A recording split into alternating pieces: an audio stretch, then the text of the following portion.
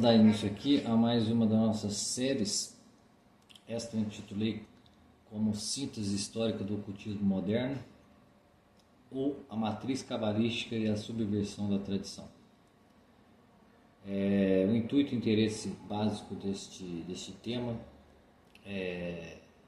se dirige a tentar criar uma imagem mais ou menos correspondente com a realidade, mais ou menos não, correspondente mesmo com a realidade, ou pelo menos de formas de você imaginá-la, porque é um assunto tão complexo e vasto que, se a gente ficar baseado apenas no disse-me-disse da internet, ou daquelas famosas, entre aspas, teorias da conspiração, que estão para mais como teorias da constatação, quanto mais o cenário vai nos apresentando novas e novas informações, novos e novos casos muito estranhos relacionados principalmente ao alto escalão da mídia, alto escalão do mundo financeiro, artístico, etc.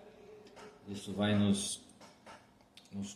verdade, ao invés de nos esclarecer, vai nos conduzindo a um estado de perturbação, né? E de cada vez menos entender o que realmente se passa. E o que realmente se passa é que existe uma influência oculta, no sentido do ocultismo mágico, certo? Em escala mundial, né? Em todos os setores da vida humana, e de uma forma tão sutil e tão sublime que poucos de nós conseguimos percebê-la, e quando percebemos somos taxados de loucos, tarados, imaginativos, etc. Quando na realidade quem tem essa visão dos fatos, quem tem essa visão panorâmica da realidade do mundo histórico, deveria ser chamado do contrário disso, né? De pessoas que estão realmente a par daquilo que acontece, realmente a par daquilo que o mundo é, que a realidade humana é, certo? E dispostos a compreender nisto, né, até mesmo os caminhos que Deus escolheu para a humanidade, pelo menos nesse ponto da história, certo? E para falar desse ocultismo, que a gente chama aqui de ocultismo moderno, para focar basicamente no período onde essas coisas realmente se estabilizaram e começaram a se tornar a estrutura real do que hoje nós conhecemos como mundo contemporâneo, nós temos que recuar muito mais tempo no passado para depois compreender a invasão total dessa influência no mundo ocidental, praticamente, né? Que é um mundo que de certa maneira se expandiu para todo o globo, né? Se não completamente, mas de forma bastante acentuada, e até chegarmos no estado atual. Então a gente vai dividir essa explanação que eu vou fazer aqui em 3 etapas, né? Em 3 microaulas.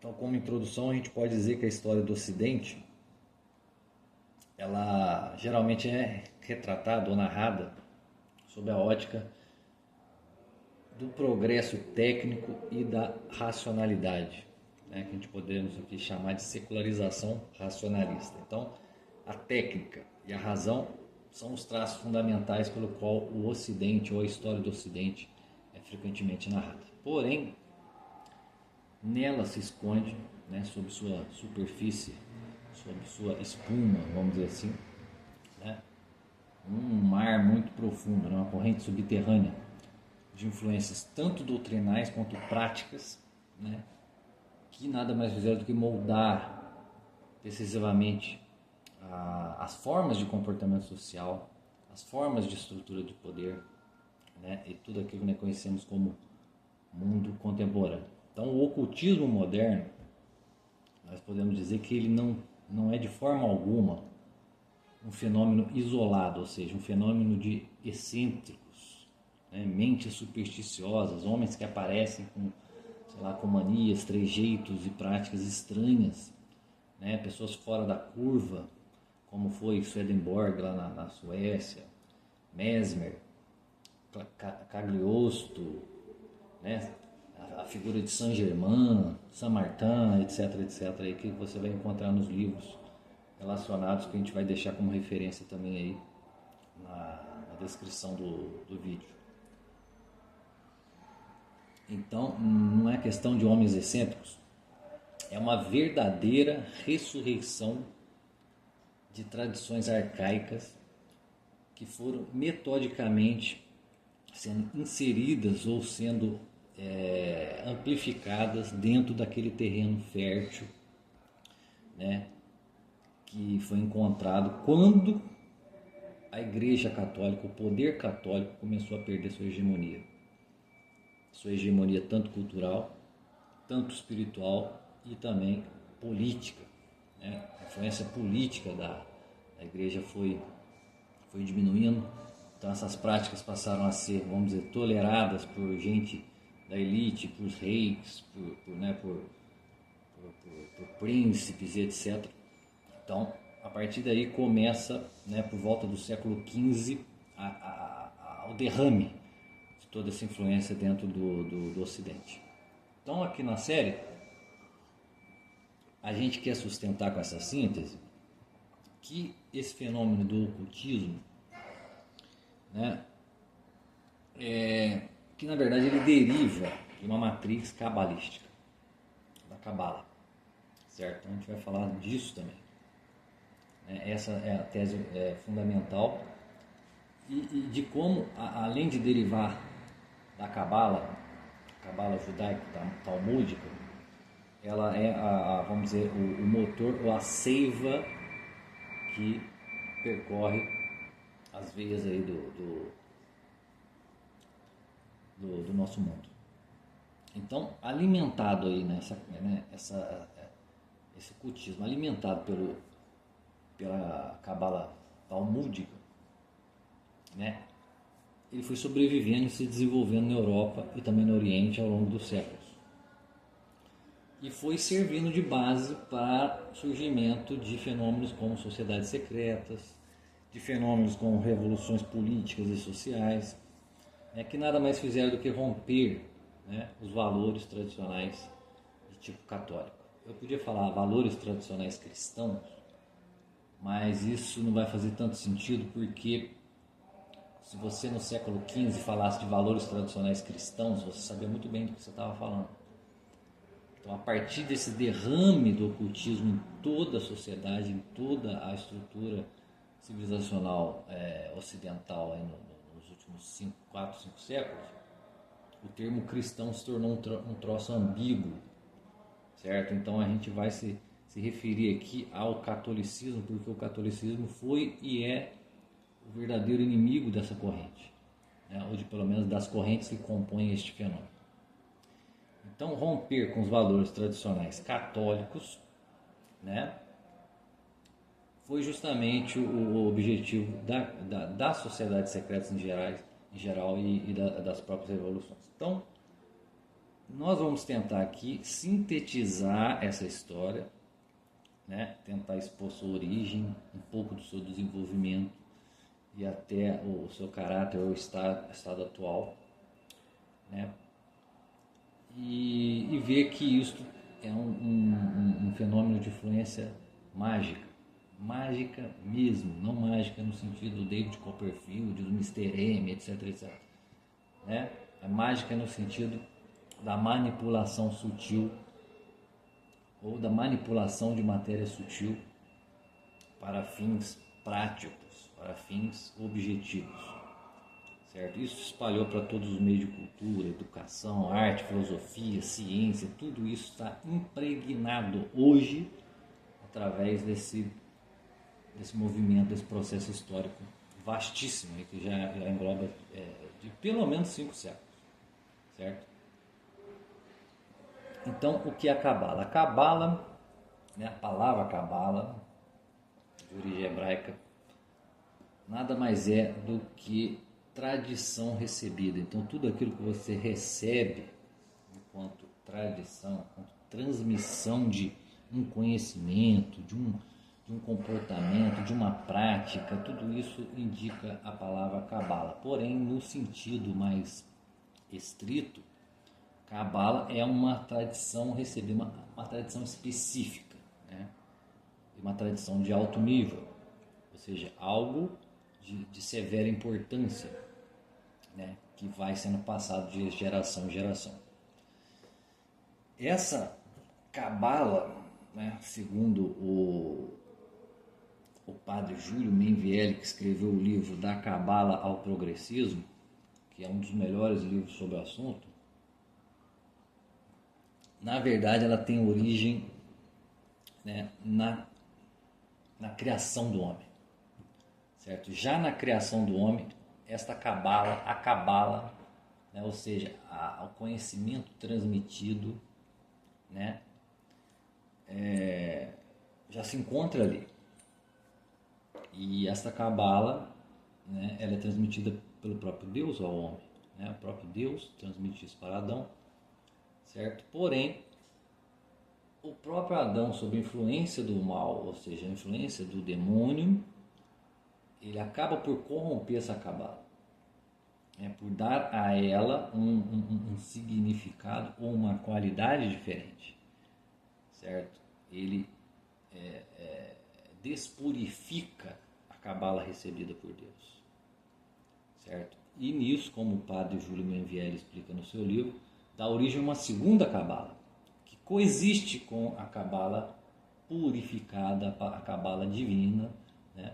E vai se alimentando desta própria para poder objetivar e chegar nos seus fins, né? Então ele vai citar que no fim das contas existem duas Cabalas, duas tradições. Então vamos abrir aspas para ele aqui, no seu livro Da Cabala ao Progressismo, ele diz: essa tradição oral, né, porque a Cabala é de tradição oral originalmente, comunicada por Deus ao homem no primeiro dia de sua existência no paraíso terrestre, foi imediatamente deformada e falsificada pela rebelião do homem. A tradição oral judeu-católica deu origem, sob a instigação do espírito mal, a uma tradição gnóstico-cabalística. Então, no seu livro, fecha aspas, no seu livro, o padre Júlio Menvielli, ele chama de judeu-católica a Cabala original e chama de gnóstico-cabalística a Cabala pervertida.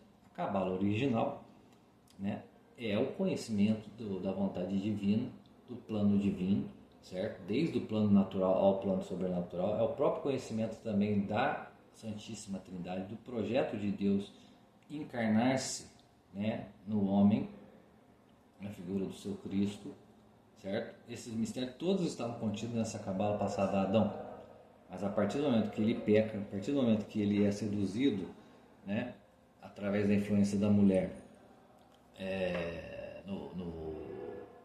a sacanagem ali que a serpente ou o diabo fez com o homem, gera-se ali já os rudimentos dessa Cabala gnosticista, né, ou gnóstica, né, e cabalística no sentido pejorativo da palavra, certo?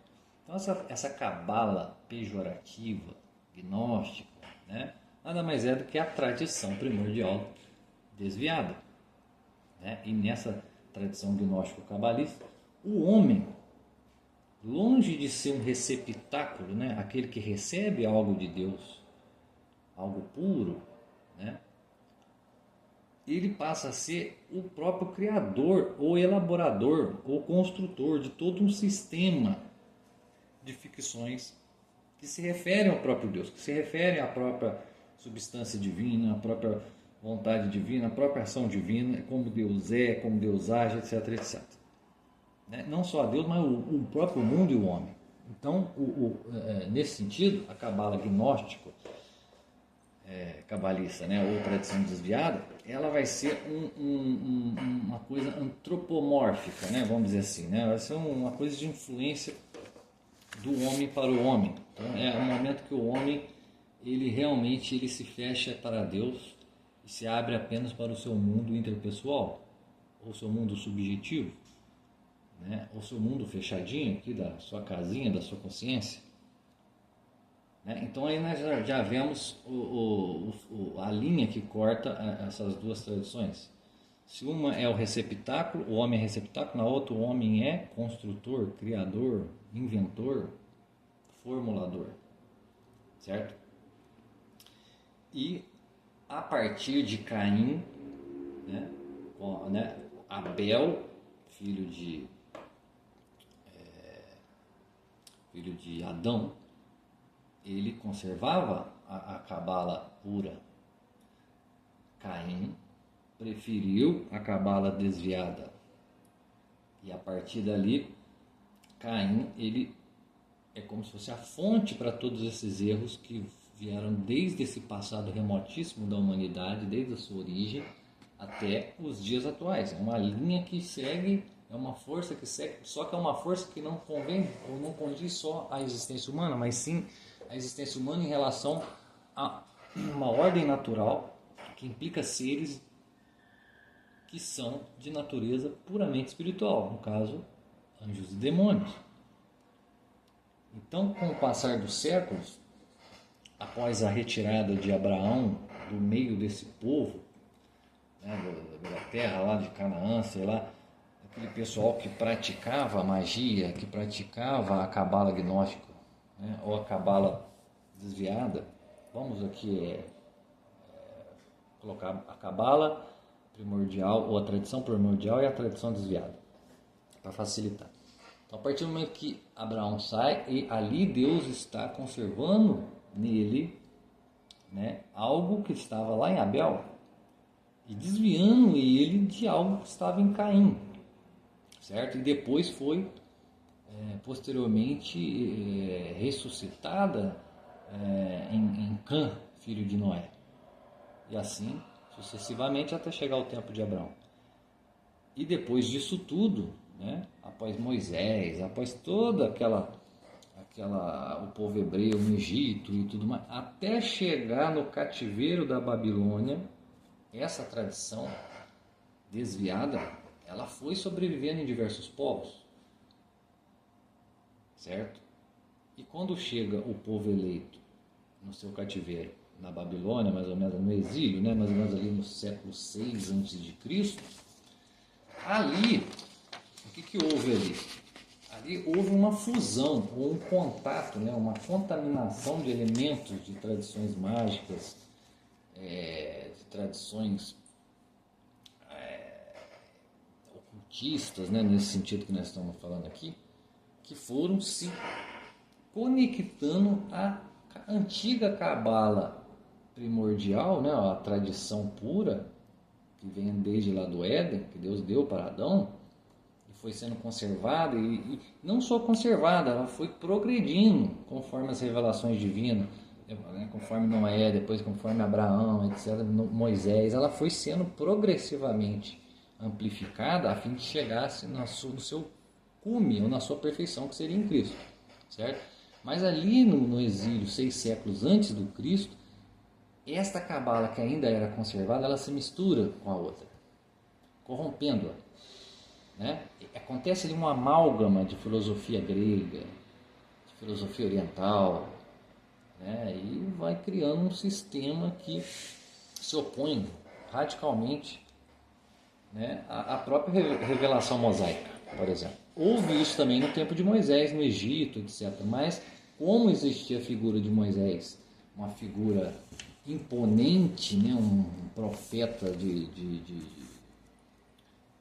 envergadura tal, ali, né, grande envergadura, essa cabala pura, ou essa tradição primordial, ela não se contaminou o suficiente para se perder. Mas aqui na Babilônia, sim, certo?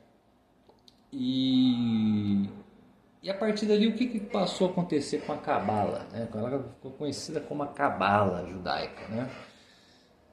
Então, veja bem, a cabala judaica, ela tem uma concepção fortemente arraigada na questão das letras divinas, né?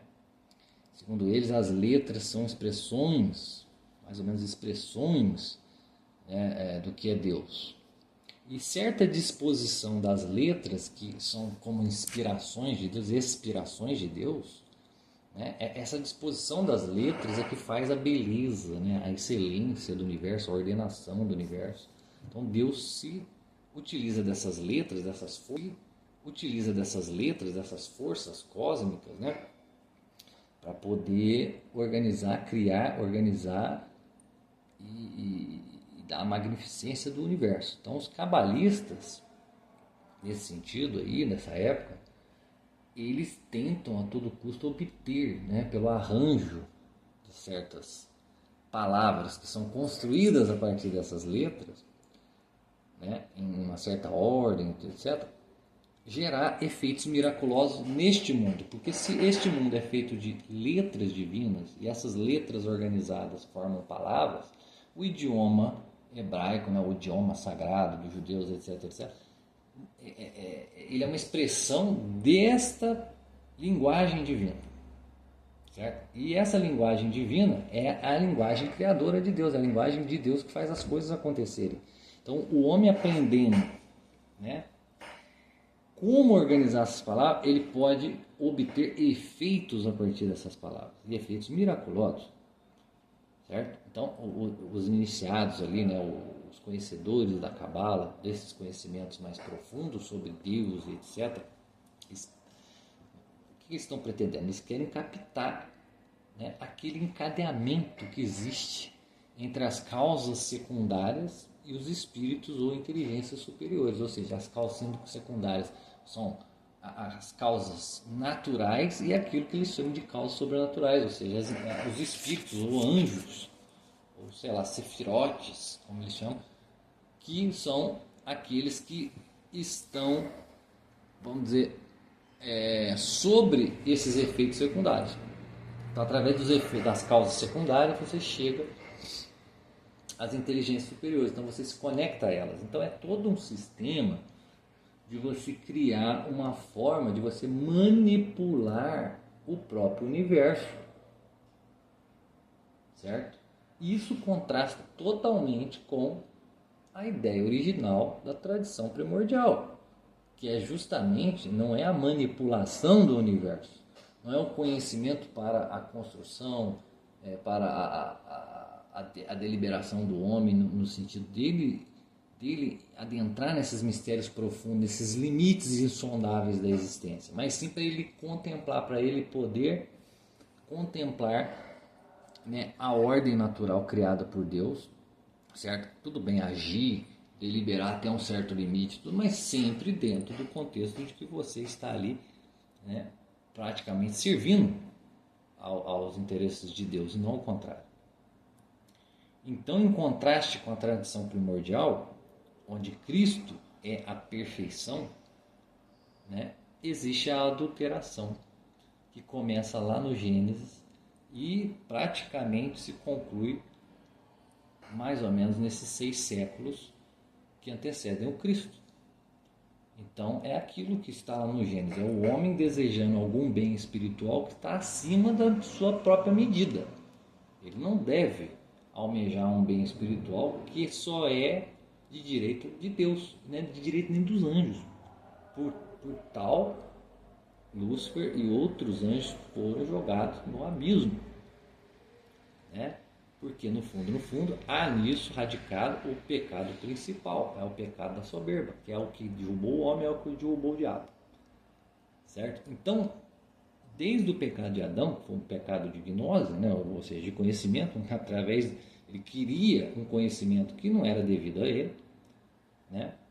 O homem passou a conhecer as coisas desordenadamente. E conhecer desordenadamente aquilo que só Deus pode conhecer. Certo? Então,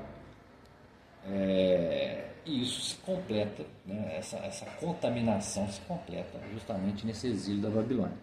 Ali, esta cabala maldita que dá origem, né, a toda a desgraça moderna, por exemplo, do ocultismo moderno, né? Ela misturada, né? Ela sendo uma contaminação gnóstica dentro da tradição primordial dada por Deus, ela se transforma num troço completamente diabólico, né, que vai justamente, no fim das contas, colocar Jesus na cruz, né? Ela começa em Adão,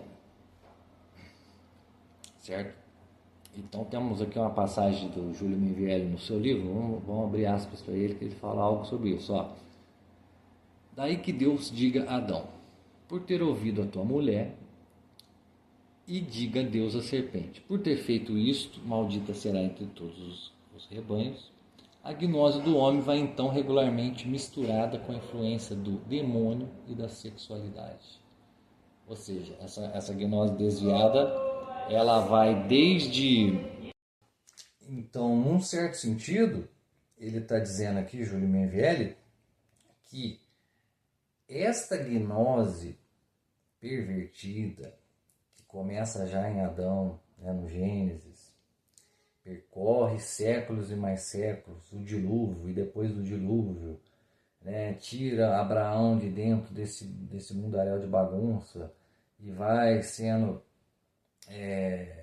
tentando conservar essa cabala divina, purificada, etc., original, né? A tradição original. Aí chega lá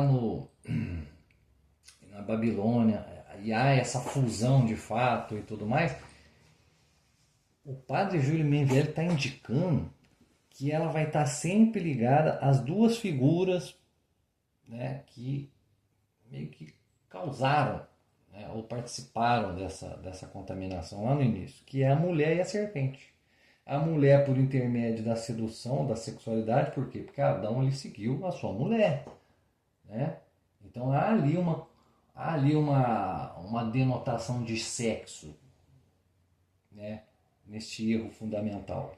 E há a denotação demoníaca, por causa da influência da serpente. Então é por isso que a gente encontra tudo que é ocultismo hoje em dia relacionado à perversão sexual e ao próprio diabo, logicamente.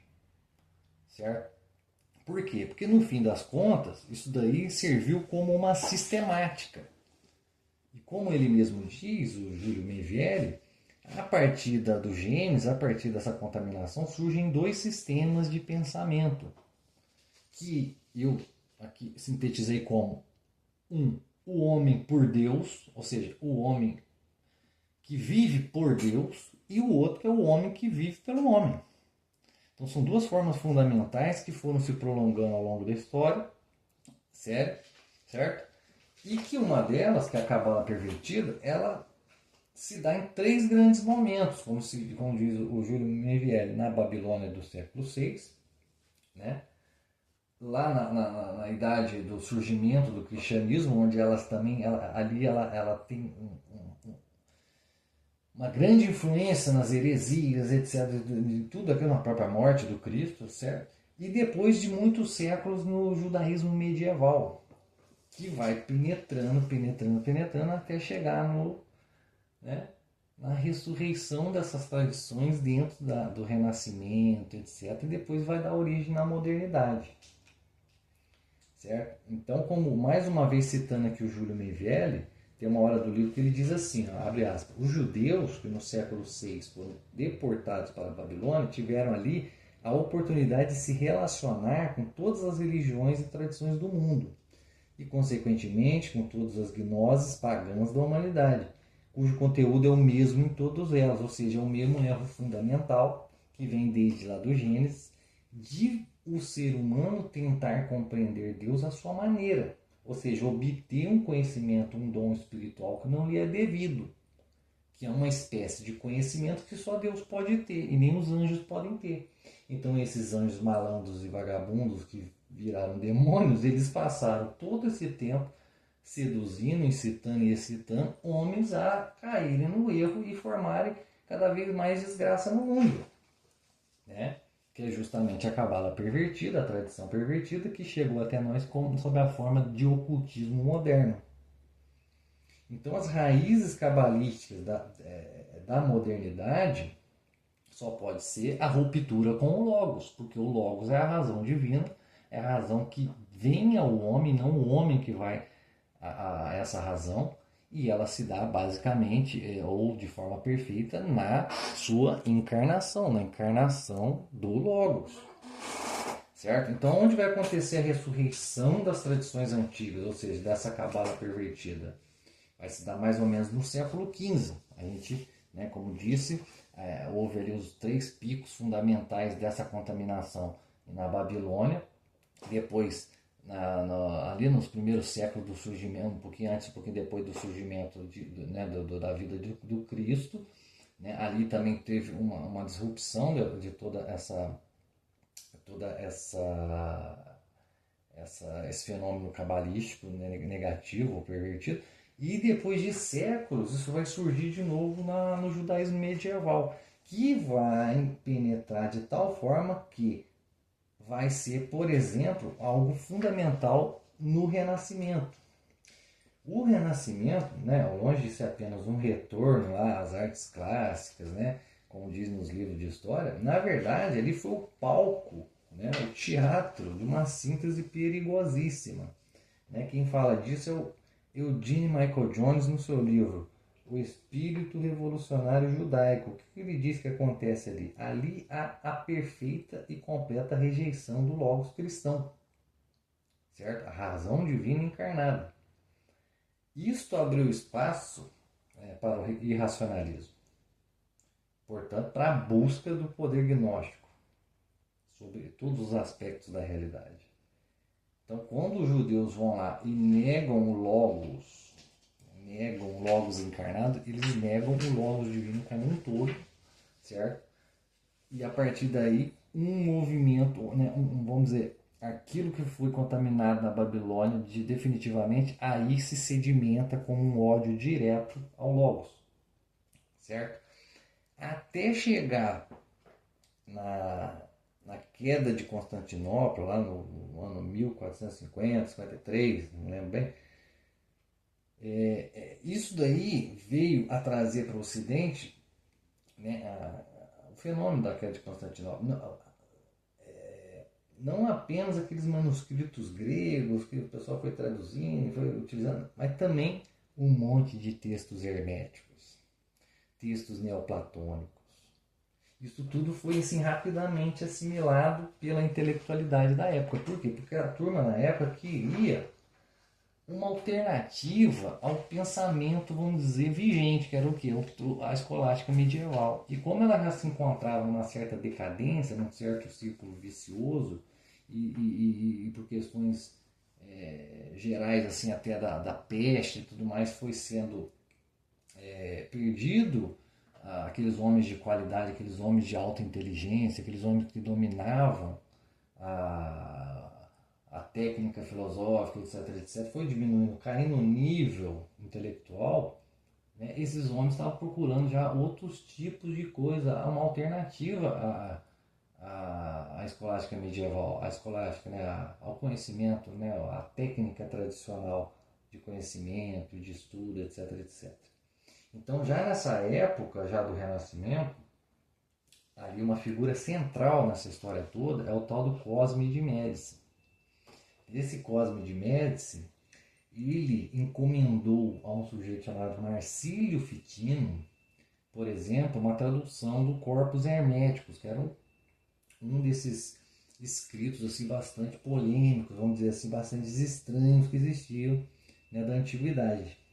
Certo? Mas, assim, vamos dizer, a verdadeira arma intelectual que estava envolto em tudo isso é justamente a cabala pervertida, que nós vamos passar a chamar a partir de agora de a cabala, tal qual essa que todo mundo conhece hoje em dia, certo? E a partir daí uma cabala, vamos dizer, entre as cristianizada, uma vertente dessa cabala vai sendo elaborada por figuras da época, tipo o Pico della Mirandola, certo? Que vai introduzindo ele e outros no pensamento europeu a ideia de que o homem poderia agora manipular, né, as forças divinas, as forças naturais, através do conhecimento esotérico que a igreja escondeu de todo mundo, certo? Então aí vai gerando já uma influência diretamente relacionada ou derivada do judaísmo talmúdico,